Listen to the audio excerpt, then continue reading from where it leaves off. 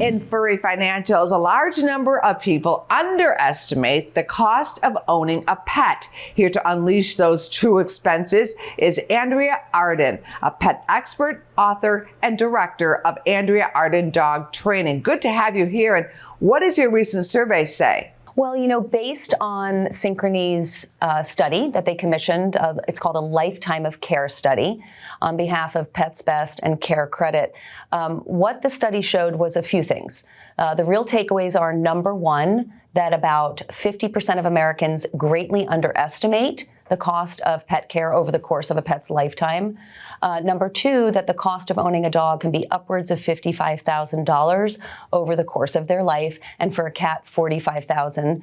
And then for about 30 million American families a year, they do experience an unexpected pet care cost, which can cause financial worry. What are those costs? Well, first of all, let's remember that hopefully, if we take good care of our pets, our dogs will live anywhere from 15 to hopefully 19 years old, and for cats, quite a bit beyond that. So that's over the course of their lifetime. I don't want people to be scared by this number, and that doesn't mean that's what everybody's going to spend. But remember that there are a number of costs we need to think about. It's not just the adoption fee or the purchase price of an animal. It is the veterinary care, which is usually quite expensive up front, because we need to do best by our pets and bring them to the vet frequently at first so they get their appropriate rounds of vaccines. After that, typically we make an annual visit unless there's some outstanding medical issue.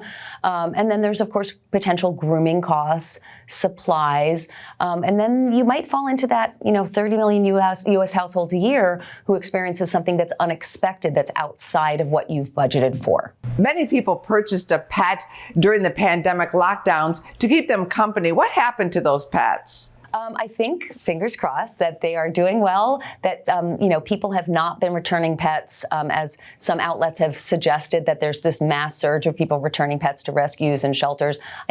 We're not seeing that in New York City quite so much yet, and I hope it stays that way. But I will say about 1 in 5 American families adopted a dog or cat during the last 2 years. There's been an incredible surge in pet ownership in America. Are there any available resources people can use to help manage costs? So I think the best thing to consider is this. I've been in this industry for 30 years, and this didn't exist when I first started. Now people have the option of pet insurance, like Pets Best.